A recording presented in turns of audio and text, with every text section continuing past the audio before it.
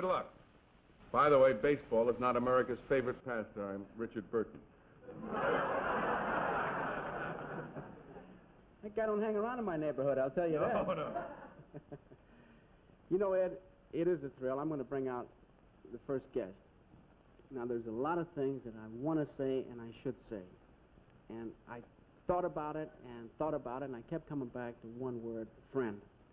Because when he asked me to do this show, he was the first guy I called, and I asked him to help me. And I emphasized ask, and as a friend, he came tonight. But it was funny the reaction I got. When I said Jack Paar was coming on the show, people walked up to me and they said, "You really know him that well? He don't go on any shows. He's going to go on for you." Well, he is here tonight. And I do want to say something else. Other shows might get upset at him, and I don't want him to get upset at him, get upset at me, because I leaned on a friendship, and that's why he's here. I first met him in 1957 when he was doing The Tonight Show, and that was a show that made him the most imitated man on television. It was a show that started two new games in this country. What is Jack Paar really like, and what is he going to do next? I mean, this we found out in a hurry. He brought excitement. He brought a lot of new faces. Names I could, right off the top of my head, Phyllis Diller, Carol Burnett, Smothers Brothers, Peggy Cass, Mike Nichols, and go right on down. So he gave a lot of people their start. And tonight, he's doing it again. For the first time since he left The Tonight Show, he's back. Ladies and gentlemen, my friend, Jack Paar.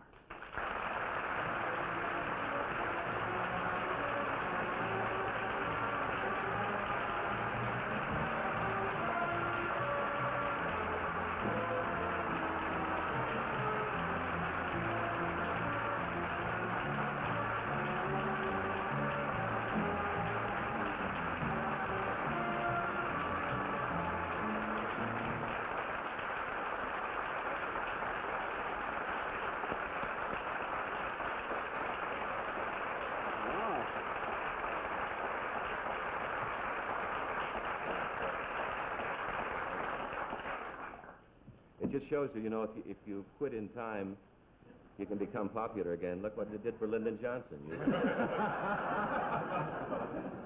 But if Adam Clayton Powell can come back, I guess I can, Joe. So, yeah. Good to see him, meet him. Yes, we've never met. Never met. We live a couple of blocks apart. I'm sorry. I'm ashamed of that. Jack, you know how the show works, right? Oh, we're going to... Well, I won't make a move without you. No. Listen, what do you think of that ovation? Give you a feeling you want to come back? No. However, it's very warming, and I appreciate it, and it's, I'm easily moved. And I am moved now, but no, come back, no. If I thought, and mind you, I'm not being ungrateful, without that show, nothing would have perhaps ever happened in my career.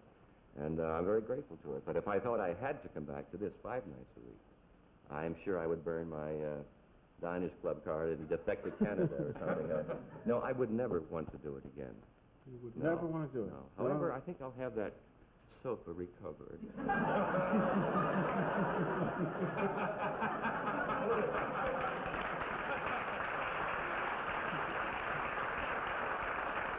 think I'll move the band back where it was and fix the lights. I think I have a few suggestions. Listen, hold up this commercial, and I'll really get you in the swing of it. Well, I'll do the lead-in while you hold it, just to get your hands in. You're going to let me have all the Just hold on right there. Now, we're going to watch Twister, Milton Bradley's swinging new game for everybody. Twister! Milton Bradley has a hot one. Got applause and didn't even say it. You took a drink of water. You got almost a standing ovation, Jack. It's the way you do it. Listen, with all the material that would be around now. Sketch. Where's he?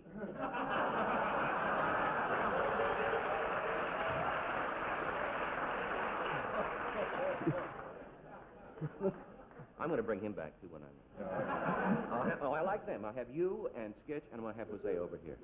3 bands. 3 bands. But I don't think I'm coming back. What was the question? Well, I was just going to ask you, since you're you might be thinking about coming back. With all that's going on, like the way the kids dress and the Mao jackets and the flower people, it'd be right up your alley. I don't understand the flower. I don't understand what that means, unless it means you can grow things on them. I have no idea what it means. Oh, wait. But I am truly out of the business, and about this new... You were controversial? About what? About everything, anything. Well, if you're going to pin it down like that, yes, I suppose. You know, listen, Joe. You know, they always want to know about why I walked off that night. And I was telling Ed and some of the fellows stories about it, which I'm not going to tell you now because you've heard most of it. But I walked off on another show that was much more, I think in a way, more brave and more amusing. I've always loved the British, as you know, and we did a lot of our shows from England. And when I was there one time, I was asked by Baberstock, who was the head of the BBC, to go on The Tonight Show. Incidentally, it's called The Tonight Show. You know there is such a show. And I didn't want it, but I thought, well, good relations, and it'd be good. Because the English are so courteous and fair and sportsmanlike. And I went on the show.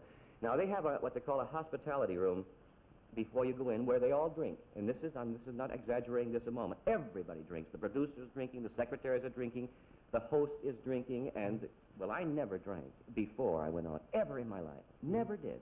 I was born with an edge on, you know. Why do I have to stop?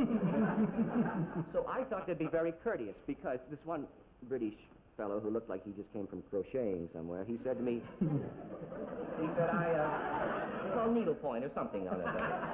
And he said, our show's called Tonight. And I said, well, our show's been called Tonight for a long time. Steve Allen and everybody else called it Tonight. And I could see it was an exact imitation. He said, for far too long, my bosses have held your name over my head, the excitement that you brought. I thought he was being nice. And I said, well, that was nice. And I thought he was really going to be nice to me when I walked out. There was another guy came and sat, and I thought, well, now there's going to be two hosts. I was told that never in the history of The Tonight Show did they use two hosts on one man. And I told him something on man. And I said, I once left a show, yes, but flounce, I don't like the word, particularly since your network here has many homosexuals in it, and you're... That's just an opener, and I'll realize it. So, and I said, your Navy has just had a man called Vassal defect to the Russian government. You had a man called Burgess and McLean that your security people let fly out to the Soviet Union holding hands, and you did nothing about it. And that you dare use a word like that. And I said, now I'm going to show you something. And I said, I'm going to show you how an American walks. He doesn't flounce. This is the way we go. And I walked right up the hell out of the studio.